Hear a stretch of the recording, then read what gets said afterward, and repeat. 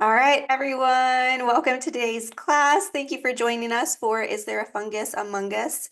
It is a class title that honestly I'm kind of obsessed with. It just tickles me, but it is a topic that is by no means a laughing matter, which is why we're here today. As agents, I'm sure we've all run into a situation, whether it's on the list side as we're walking through a home, getting a tour from a homeowner, and look up in the bathroom to see some black spots on the ceiling, or if we are representing a buyer and get a report back only to have those words organic growth. Regardless, it can be a difficult topic. It's something that can have health concerns. It can be expensive to mitigate, and yet there's so little known about it. It is a word, mold, that is not typically used in those inspection reports. And so understanding what we're truly working with can be a delicate dance. It can also be tricky to understand how to advise our clients accordingly and know quote unquote, how bad is it versus something that's just phrased for our knowledge. So we're going to touch on all of that today. Josh is going to tell us what he typically finds in homes, how that shows up in reports, the verbiage they can and can't use, and answer any of those common questions that we have. So like I said before, if you've got some on your mind, feel free to unmute and share them with us, because if it's something you're thinking, I'm sure it's something that someone else is also thinking. So anyway, thank you for doing this today. If you don't know him yet, this is Josh Bagas. He is with Open Window Home Inspections. If you don't know him yet, get to know him. He's a preferred vendor with us for so many reasons. First and foremost, for this reason right here, though, he is here to be a resource to us and our clients. He's incredibly knowledgeable and he likes to share that knowledge. So thanks for being with us, Josh. I appreciate it. And we're excited to learn from you. Absolutely. Thank you so much. And thank you for everybody being here today and to come really check this out. Before I get started, you can see the screen where it says, is there a fungus among us? Okay. It just shows blank on mine for some reason. So really getting into this, we're going to explore the role of identifying moisture issues and the conditions that are conducive to the microbial growth. And then really going beyond the standards of the home inspection to identify hidden moisture. Jump right into this. So really, we're going to lay the foundation right at the beginning. Not all inspections are the same. Basic inspections miss hidden moisture issues. Moisture is one of the biggest threats to a home, and it can lead to structural damage, organic growth, and poor air quality.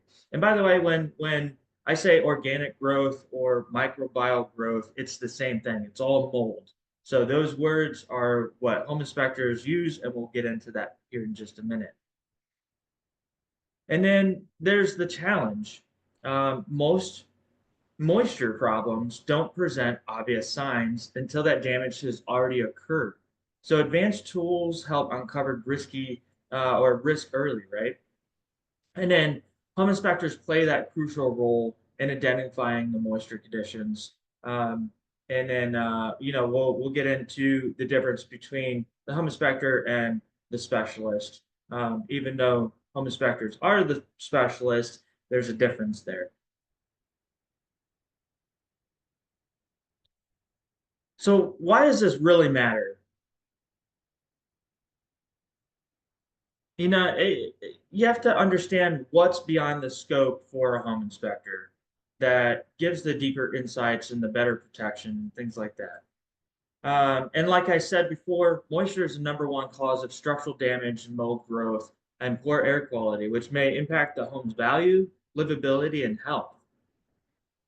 Most moisture problems remain hidden, like always, until you see them. Once you see them, that damage is already done. It's typically behind the walls or under the floors, something in the attic, or even a window that has been leaking for so long. When I bought my house a couple years ago, and I lived in it for 6 months, and I woke up to a puddle of water in my office, and called the moisture mitigation people come in and they tore the wall out, and the entire front of my house had to be replaced because of one window leak. And it was small. It was very small. They didn't flash the window properly back in 2006 when they built the house. All right, so getting into it, is there a fungus among us? Understanding the mold, moisture, and air quality in real estate. So common issues we really see a lot of leaks in the roofs, plumbing, or the windows. Additionally, we see humidity and condensation, like poor ventilation in attics, crawl spaces, or bathrooms. So identifying the source and the extent of the moisture problem, such as the leaks that I just said, that I explained, are key parts of the home inspection process. And hopefully we can indicate potential issues for the organic growth or the microbial growth. And the terminology. So, inspectors use terms like organic growth or microbial growth instead of mold to describe visible fungal or bacterial contaminations. And the reason behind that is because we are not certified mold assessors. In North Carolina, you have to be certified to be able to use the word mold. And that's why we use these scary terminology like the microbial growth. Now, personally, I don't like that word, and we use the organic growth. And then obviously identifying mold requires lab testing, which falls outside of the standard for home inspections. And then ultimately, home inspectors focus on moisture conditions that contribute to potential organic growth.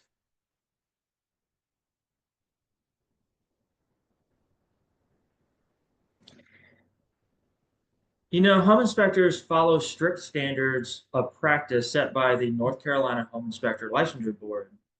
Our role is to identify the conditions conducive to the issues, not diagnose the contaminants.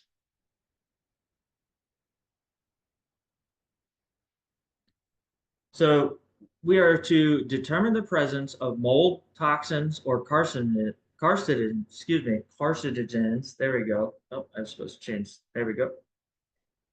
What we're supposed to report on is everything that determines the presence of, oh my goodness, I'm backwards here. I am so sorry. So we're not required to determine the presence of mold toxins or carcinogens in a home, right? We don't have to test the air, the water, or the soil for contaminants. These require specialized lab analysis. And another thing that we're not required to do is guarantee a home is free of microbial growth. Inspectors report on observations, not lab results.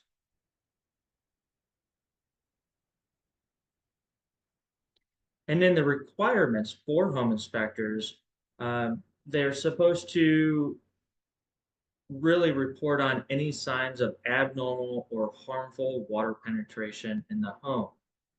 So what does that mean? Water spots, any standing water. So if you have condensation on a windowsill, condensation on bathroom walls, moisture damage or moisture staining on any type of component on the home. And then again, like I said, visible condensation issues on building materials that could indicate excessive moisture. A home inspector's job is to flag moisture concerns. It's up to your client and yourself to understand it and act on it. Now, to understand it, the home inspector should be really digging deep and explaining it to you to where you do understand it.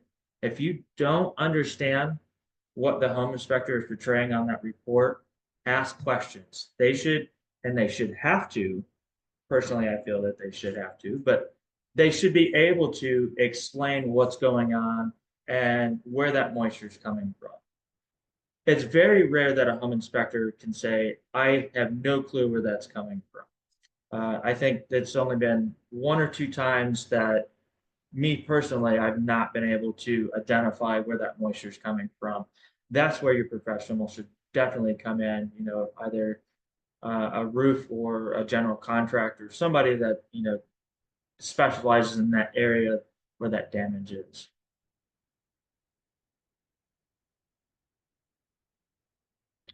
So going beyond the scope of the inspection, we really have to bring specialized equipment in for these.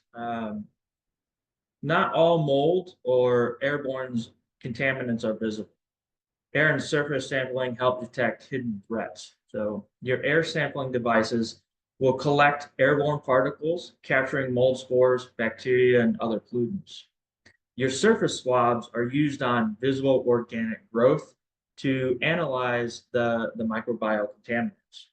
Then these samples are then securely sent to accredited laboratories where specialists conduct in-depth analysis to identify mold species, bacteria types, and contamination levels. The lab results will confirm mold spores, concentration, and types present in the air. They identify harmful bacteria or other airborne pollutants, and then a detailed lab report really helps yourself and the homeowner or the buyer determine if further action is needed.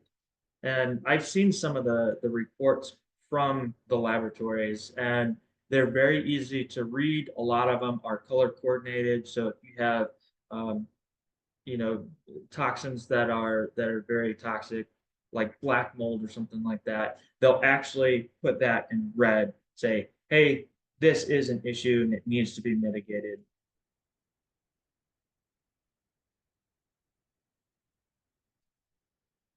So another going beyond the scope is using infrared imaging or thermal cameras. And these cameras detect hidden moisture that isn't visible to the naked eye. These cameras, the thermal cameras, they detect temperature differences, highlighting areas where the moisture is present. This helps pinpoint leaks, poor insulation, or potential microbial growth. And what's great about these is they're non-invasive. You don't have to cut into walls, and they could potentially prevent costly repairs by identifying moisture before it spreads. And then it supports further testing when microbial growth is suspected. So you can see here on the picture, these blue spots are all moisture. And the one that we've seen was right here. That was the only spot we've seen on the wall. And when we put the camera up, it was actually multiple areas. And what was happening was this was below a window, and the window had been leaking, and finally that moisture was coming and getting behind the insulation, and it was causing a lot of damage. And I wish we had the floor picture for this because the floor was really bad. It was probably about a foot lower than this, but we saved the buyer a lot of money because of just this one picture that we took. Josh, Yes. is there a certain number for the infrared imaging? Like when you see it, you're like, oh, there's hidden moisture there. Like it says 66, I believe. Is there a number that you're looking for when that testing comes back? Not necessarily. So thermal imaging is on site. We use it for various things. If we want to identify if the electrical panel's overheated or something, we'll use it for that. But what this picture is showing us that is there is moisture behind that wall. Typically, if you don't have moisture, it'll be all purple like this area here. So there was definitely some type of issues going on that, because we've seen a spot on the wall on the outside, on the inside there, we were like, oh, let's take this thermal image, let's see what's going on behind the wall. And that's where all these other spots came in. So it was more for us to go, hey, we see an issue, let's investigate this. And now there's more of an issue because it's showing, okay, yes, this one spot is moisture. Now these other spots are showing up, which is most likely moisture as well. Does that make sense? Yes, thank you. Okay. So it's not the temperature, it's the contrast and like speckles in Exactly. a sense. Exactly. So obvious, I know that those can work on drywall, for example, Mhm. but if someone has, like, can it work through other surfaces? I guess is my question. For example, if someone has like a small crack in their bathtub.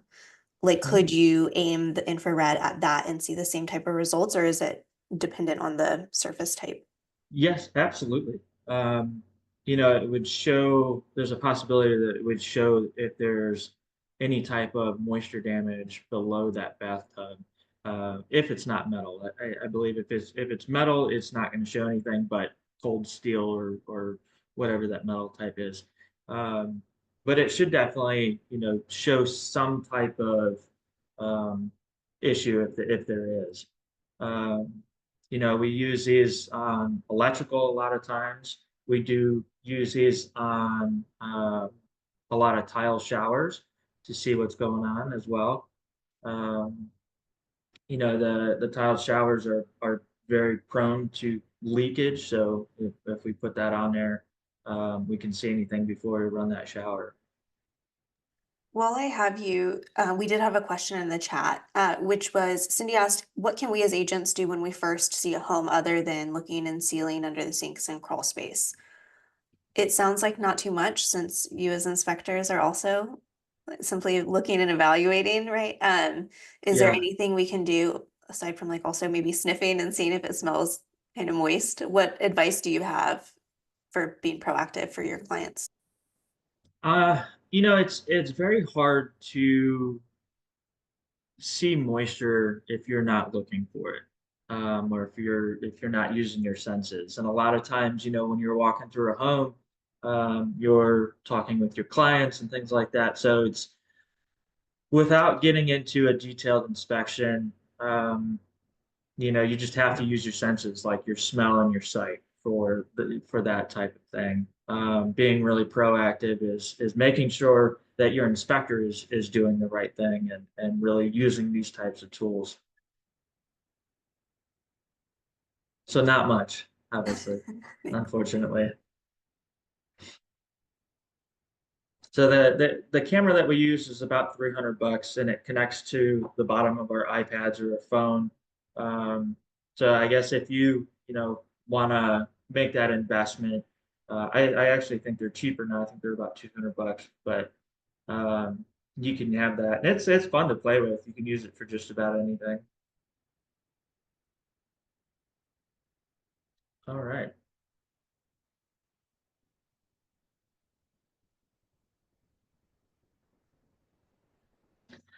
So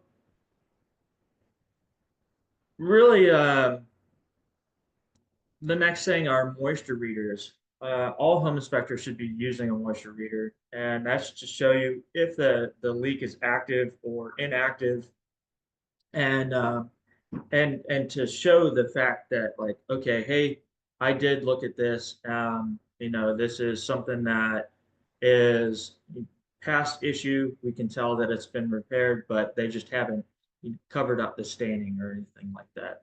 So moisture readers are handheld devices used to measure moisture content in materials like wood, drywall, and concrete. Uh, the inspectors detect hidden moisture issues that could lead to structural damage or organic growth. And then another one that kind of looks like a moisture reader, and a lot of moisture readers have this as like a setting, but hygrometers, so air humidity meters. And these measure the humidity levels in the air. And a lot of times when home inspectors are in crawl space, they can hit that setting and kind of see what the humidity level is in a crawl space or an attic, to see if it's excessive or if it's within means.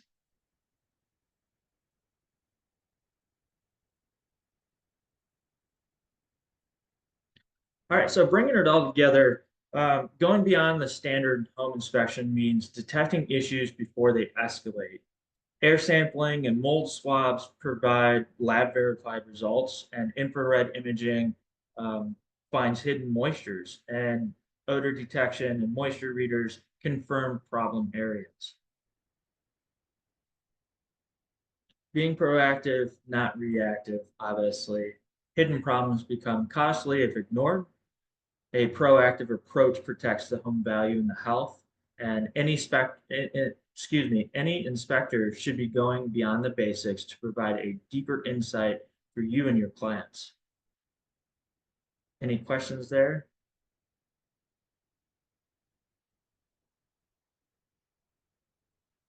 Right.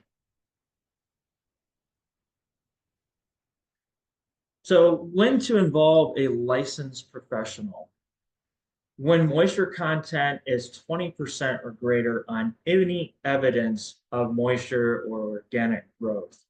20% or greater because that is conducive to your wood deteriorating organic growth, your wood destroying insects like termites, carpenter ants, things like that. They love moisture, and typically around the 20% mark is when really when everything starts kicking off, especially your organic growth that's wood deteriorating. An example of wood deteriorating organic growth is dry rot. Dry rot, and it doesn't make sense that it's called dry rot, but that's essentially what it does is it starts eating the wood, and then eventually that wood is so eaten that it dries out. And then the second one is if readings are below 20%, but there are additional indicators of active moisture intrusion. So for example, if a crawl space has evidence of organic growth throughout and a moisture reading of 15%, but there is active condensation or poor ventilation or evaluated humidity levels in the surrounding area, it may still be considered an ongoing concern requiring further evaluation. A lot of times in North Carolina, in November, December, January, February timeframe, we don't have high humidity, but there's evidence of organic growth throughout the entire crawl space, which indicates, poor ventilation or some type of other issue going on, that should be looked at and definitely mitigated. It could be easy as opening up some more vents or installing vent fans, anything like that, or just adding a vapor barrier if there isn't one.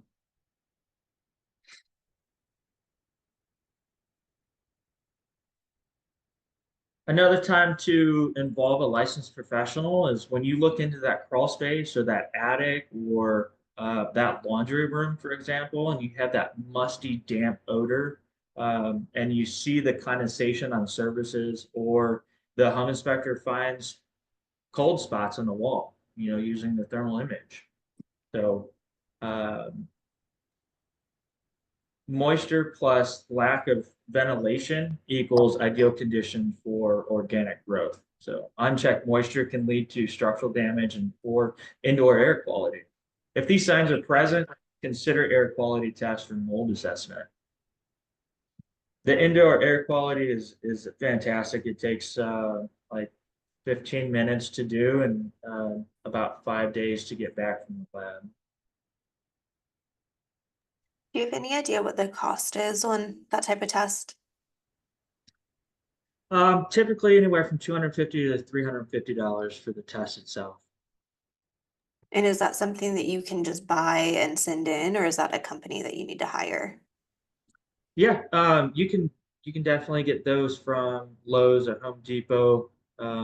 Inspection companies that do full service typically have those machines that they can do it while they're there at the inspection as well.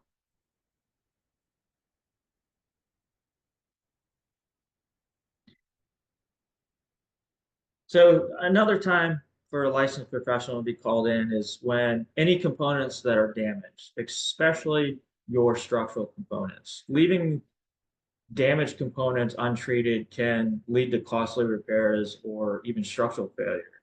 So home inspectors identify issues, but specialists confirm the extent of the damage. And you have to be careful what specialist you're having come out. Some companies only do the mitigation and not the actual repair. So if you have damaged structural components or damaged components in general, they're only going to finish or fix the moisture problem, but they're not going to fix that component that is damaged. So general contractors typically will do both. And then some extermination companies we can do both as well, but most termite companies will only do the mitigation and not repairs.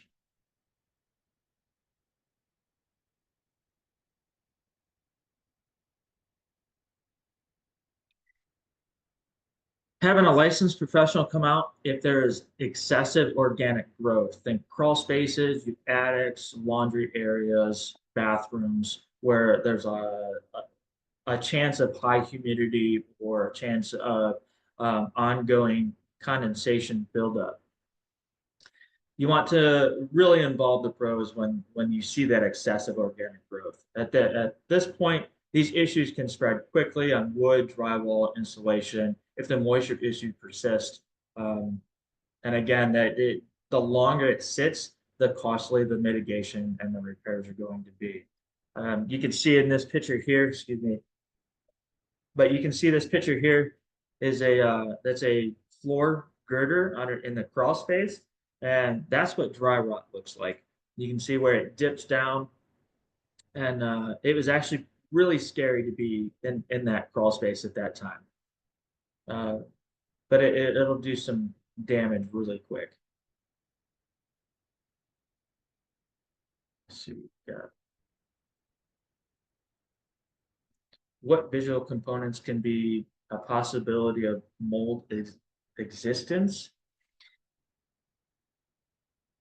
So with that question, there's a chance that the mold could have been mitigated. A lot of companies won't come in and scrub it off. And that's actually required for mitigation, is to scrub that mold off. Some companies will just come in and spray it, which kills it, and it's fine. But a qualified professional or somebody that has the knowledge should be able to come in and say, okay, it's been sprayed, and it's not going to cause any more issues. And the actual issue itself has been fixed. Now they've got a DHU or whatever, crawl space or whatever they need. And if you're looking for signs that it hasn't been fixed, then it would be something like what's behind his head, or in some of the other slides where, for instance, there's like a watermark on the ceiling and you can still see it. Obviously, that means there was moisture at some point. So we want to make sure that that's dried up so that there doesn't become growth there. Or like speckled black spots on the ceiling. Honestly, just things that look in contrast to its surroundings is a great starting point normally. Yeah, that was the question was from me. I'm just trying to figure out, like, by just doing a visual inspection, what are some red flags about mold? Because some of my clients, when we go look at a house, every little dark spot, they go, oh my God, black mold, So it's like, oh my goodness, how do you know? So my question is, I just want to know visually, what can be a red flag? So if you visually see any type of mold or organic growth, anything like that, you can tell the client, hey, we can swab that and have that tested to see if it's, just your regular, they haven't cleaned that spot in a while and it needs to be cleaned, like your showers, or if it's actually something health hazardous like black mold. And swabs are a lot cheaper, and I only recommend the swabs if you visually see something. Those are about $125, $150 typically to have those swabbed and sent off. But if it's concerning, you can always bring up, hey, let's get an indoor air quality test done as well, and see what comes back from that sample there. So with that, I Go find, ahead. I'm sorry, most clients are just going to run from that house. Like they're just going to be like, nope. And so is there anything we can say that's reassuring, or are they legit and they're actually? Yeah, I mean, it really depends on the extent. If you're just seeing a little bit, most of the time it's because they haven't cleaned anything for a while. But if it's in an attic Like, If it's an attic, that's a different story. yeah, And that can be mitigated pretty easily. You know, okay. they typically spray it down and then scrub it. And then from there it's good to go. You know, you have to, if you have mold in attic, it's either one, it's a leak, or two, you have lack of ventilation. So that inspector should really be figuring out what's going on in that attic if you have mold. Excuse me. But then what about like the air quality and health concerns and all of that later on? Like what's the next step to make sure that there's no issues that in Yeah, and that's where the indoor air quality testing comes in. If they want to have 100% peace of mind, you know, have them do that test, and that'll give you um, all the information. You know, okay, hey, this is what's going on in this house. You have your typical dust and whatever, nothing to worry about. It's pretty normal. Or to the extent like, hey, there's something going on in this house that needs to be mitigated. Um, it just all depends on what your home inspector is finding and how the home buyer reacts, you know. I know a lot of people run when they see signs, like you were saying, um, but most of the time it's really not that serious. Thank you. Absolutely. All right. So don't hesitate to get a swab test or indoor air quality test. It's always better safe than sorry, right?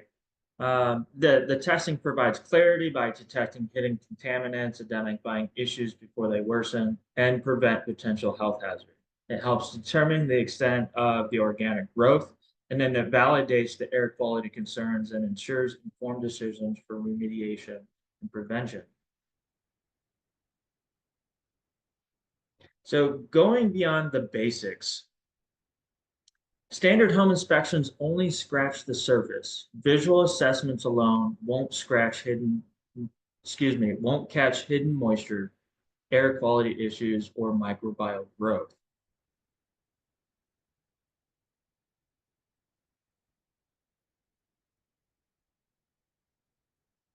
The problem with industry standards, many inspectors only look at service level issues, right? Um, Advanced tools like moisture meters and thermal imaging, air sampling detect unseen risks before they become bigger problems.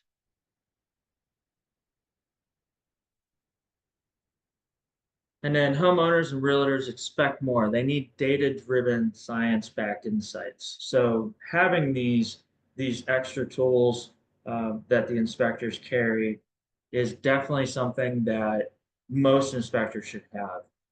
Not necessarily thermal imaging. Some inspectors won't touch it or, may not afford it if they're newer inspectors, but these are tools that should be always brought regardless, especially if a home inspector says, hey, there's moisture damage here. You should at least see a moisture reader on that damage to see if it's active or inactive. That'll give you clarity of, okay, hey, this needs to be mitigated now, or was this a previous issue and it's been repaired, just the staining or the damage is still there.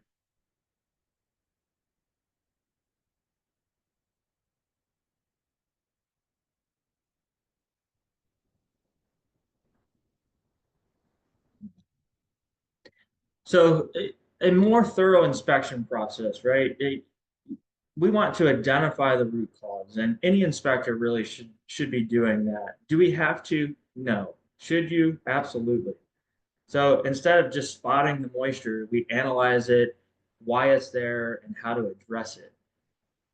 And then obviously we use the data to guide decisions. So our thermal cameras, our moisture readers, any tests that are done, we use that to help determine if an issue is active, inactive, or if it's going to worsen or anything like that. And then beyond the visual inspection itself, again, with those air quality tests, the thermal imaging, and the moisture readers. And that really protects your reputation as an agent when working with an inspector who provides the deeper insights, and it builds that trust with your clients. And then also it helps secure that investment for them, you know? So again, it improves negotiations. That way you can catch it earlier and you can really be proactive in addressing the concerns.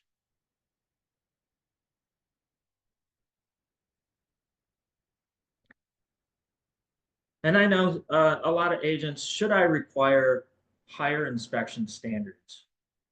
You know, raising the bar for home inspections, not all inspectors provide the same level of thoroughness. You know, as an agent, you should really consider ensuring your clients get the comprehensive evaluation. Um, and not every inspection do we use these tools either. So we have them, but we don't use them on every inspection. But going on beyond the bare minimum, the basic inspection, you know, it really provides that value. Just the basic inspection itself often misses the hidden moisture, the air quality concerns, and so forth. And using the tools and having somebody that uses the tools reduces that risk and that liability.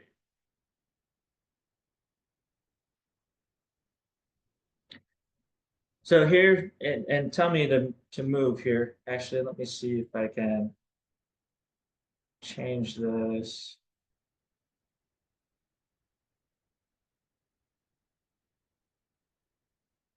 Okay, give me 1 second. I'm gonna stop sharing and then reshare. Okay, can you see the pictures without my big head in the way? All right. So the one on the left here, this is actually in a closet, and the homeowners were moving out that day, and they were leaving the closet. And we had a feeling that something was iffy there, but they were leaving the closet last. They had a bunch of boxes stacked up in there, and we noticed that, you know, all the other bedrooms were empty except for this one closet. And we wanted to get in there. So we waited all the way to the end of the inspection. And about 15 minutes after that, they thought we were done. And they moved the boxes out. And one of my inspectors ran in there and snapped this picture. And on the back side of this wall was a bathroom. What was happening was the shower was leaking behind the wall itself, and nobody could see it except for on this side. And when you actually touch the carpet near the wall there, it was soaking wet. And I'm so glad we were able to find this, but they were trying to hide it from us. So that's, you know, this is worst case scenario, and they knew that there was an issue there. The one on the right, this is behind a clothes washer. And, you know, I don't know if they just ignored it or what they were doing. But this is extensive. You know, it was leaking from the water line itself down, and there was like a gap around the drain line, and it was just leaking all down here. This looks bad, but the flooring in the crawl space here was really bad. Picture on the left, this is along a back door to a deck.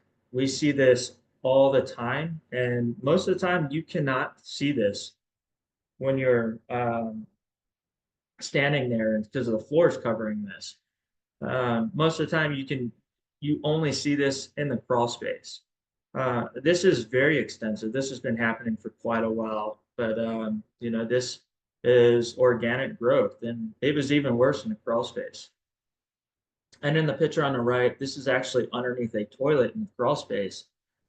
And what happens with these is that the toilets will leak very, very slow, and it doesn't show any signs around the toilet.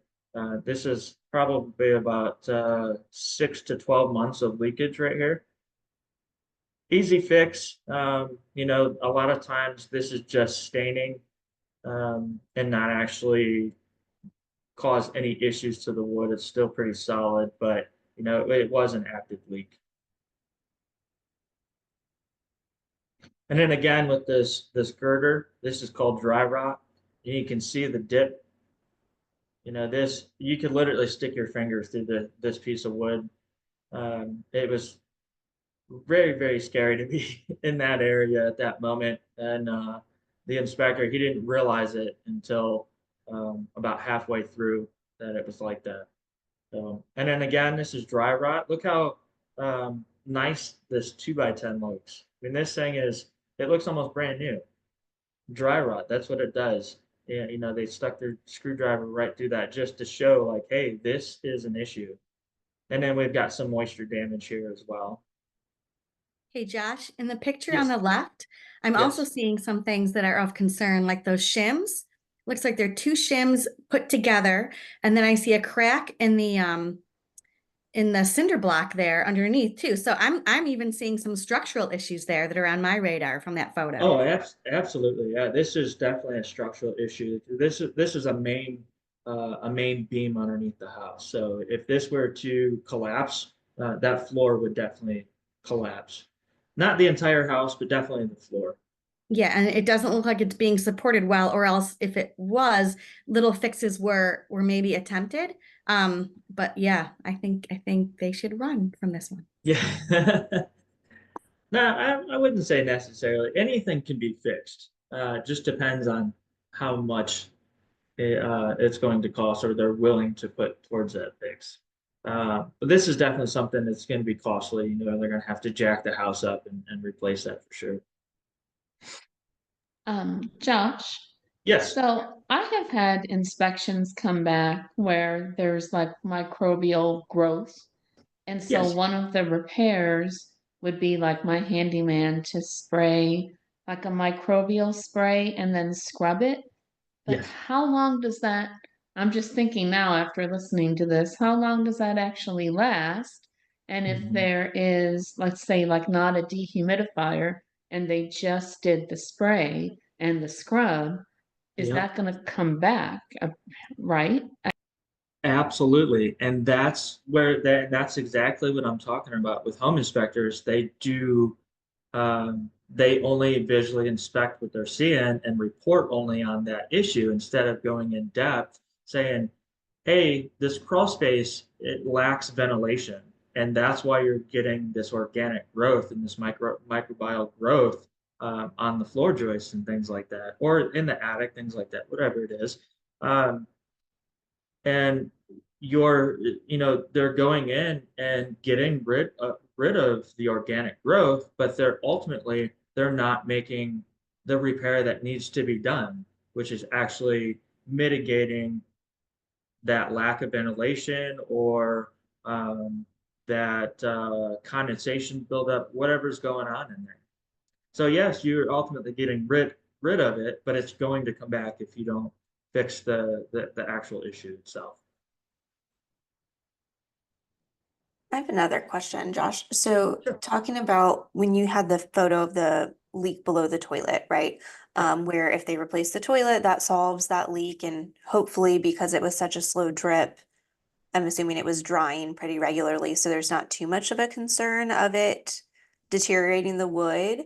How do you know like what that threshold is for this repair has been made, but it's not a long-term issue for the integrity of the material versus like this has been taking place for so long that it absolutely is? Is it just kind of the screwdriver test and seeing Yeah, if so it's that's where you really have to have trust in your contractor, and that contractor himself has to have the integrity to say, "Hey, this is damaged beyond it needs to be replaced," or "Hey, this is still solid wood.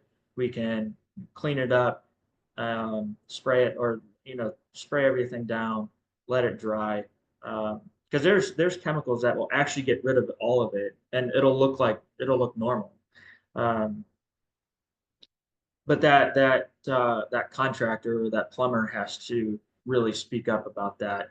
And that's one of the things. Maybe even consider when you're writing your repair request is state You know, make sure any damaged wood components are replaced, or, you know, you can say, make sure that it's not going to cause any, I don't want to say structural damage, but any issues down the road.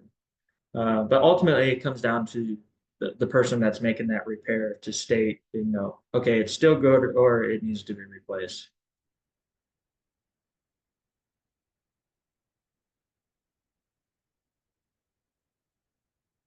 Right. Infrared. I love infrared. One of my favorite tools to use. So the picture on the left, this is downstairs, and you can see the dark blue. Now that was very noticeable to us. And the darker there is, the more prone you're going to see it visually.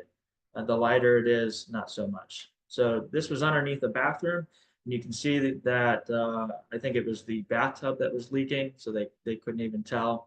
And it was leaking, and then there was actually a joist right here.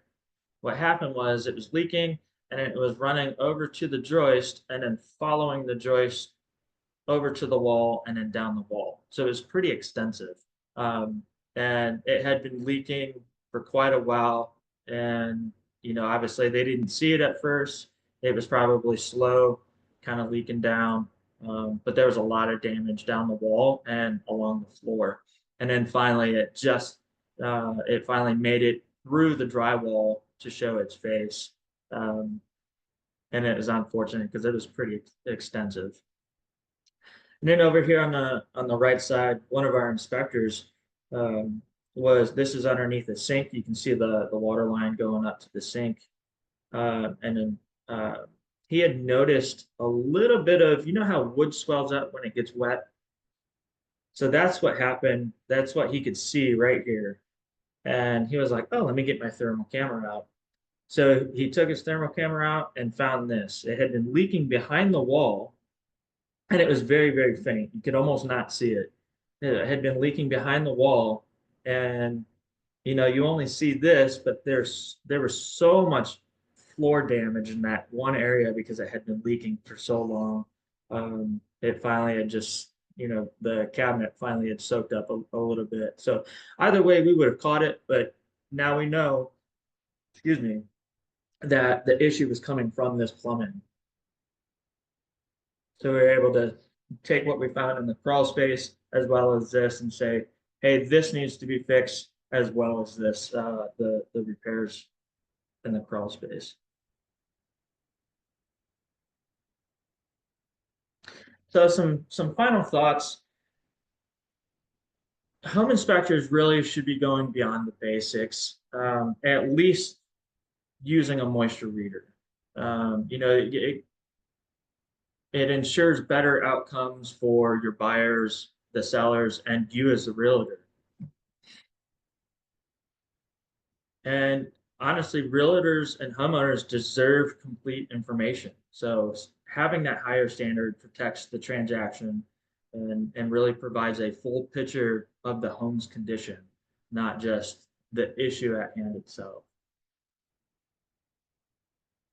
And then partnering with inspectors that go beyond the standards is a win-win for everybody. A knowledgeable home inspector makes realtors' job easier, and they should be able to effectively communicate the findings and then navigating difficult conversation with your clients instead of saying, hey, you've got organic growth in the crawl space and it's only this big, and you know your client is thinking it's the entire crawl space. So having that effective communication is really key. And then also, you know, they should be providing value to strengthen that client's trust in yourself as well as their own company. So here are some mitigation companies. Beard Bros is out of Spring Lake, but they service pretty much all of North Carolina. They are an HVAC company, but they do fantastic mitigation on crawl spaces. I've come behind them on some of their encapsulations, and it's above and beyond. AAA Exterminators is a termite company out of the Raleigh. They actually have an office. They just opened up in Fayetteville as well. And they do, I believe they do repairs, but don't quote me on that one. But they do fantastic work as well. Veterans Home Construction, they actually do both the repairs and the mitigation. I personally have had them come out and do some work on my own home, and they do a fantastic job. And we have a joint venture with them as well to come out and make repairs. So, does anybody have any questions, comments?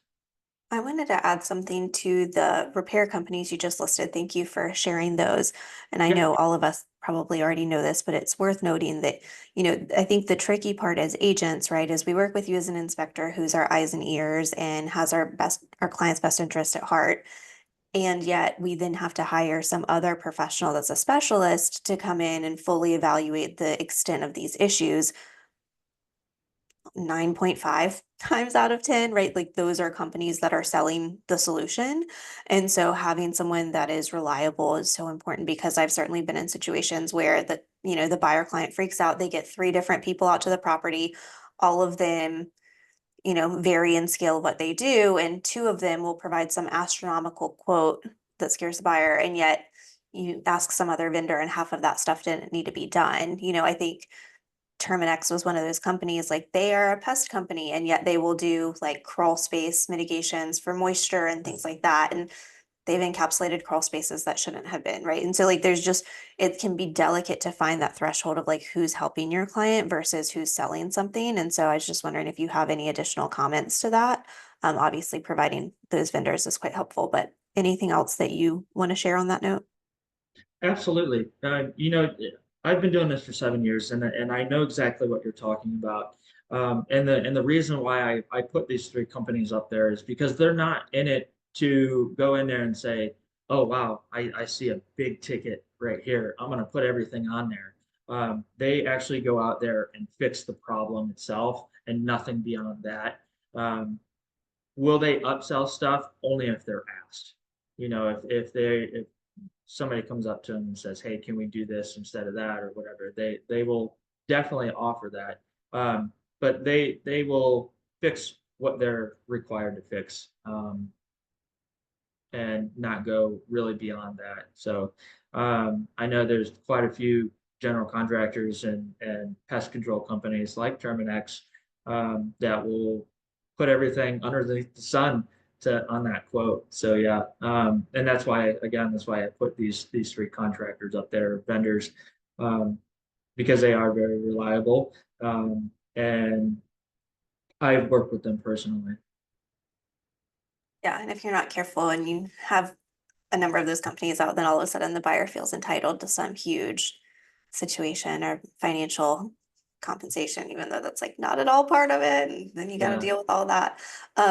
On the agent side of things, the other thing that I was really thinking about as you were talking about all of this is, although we know all of that and we say it, I think it is worth kind of doubling down on when we're having our buyer consultations and talking with our clients, like, hey, this is the scope of what an inspector does. Like, yes, they are here to advocate for you, but they are not looking behind the walls. These are the tools they use to help us be proactive, but they too are just observing the conditions that can create these situations, not see the situations themselves necessarily, unless it gets to the point where it's obvious, right? And so I think maybe even having another page in your buyer packet of like, if this is a concern to you, if moisture, mold, etc. is a concern, like here are the different things we can do. One, I just was Googling like mold test kits on Home Depot. They've got some that are $10, some that are $50, some that are $70, right? Like if that's going to be a concern to you, which is understandable, you're living in the home, you're breathing that air every day, like just know this is something we can do to help ease your mind. We can always bring in a professional, and just kind of listing those things I think can be quite helpful. So pointing out they're human, because no one wants to get that text 4 months after closing, like we had to rip up our flooring and see how did the inspector not catch this? Like, they weren't It does tearing up your happen though. flooring. That's how, so, but kind of making sure we proactively communicate. Yeah. Absolutely. Any other answer. questions, thoughts, comments? All right, y'all. Thank you for your time today. Thank you, Josh. I appreciate Yeah. you. I'll be sure to include your contact information in the email that goes out. Yep, we'll include the recording. And then if you guys have any questions or any other topics you want them to hit on, feel free to send it our way. Thank Appreciate you all. y'all. Take care. Thank Have a you. great day. Thanks a lot. Thanks.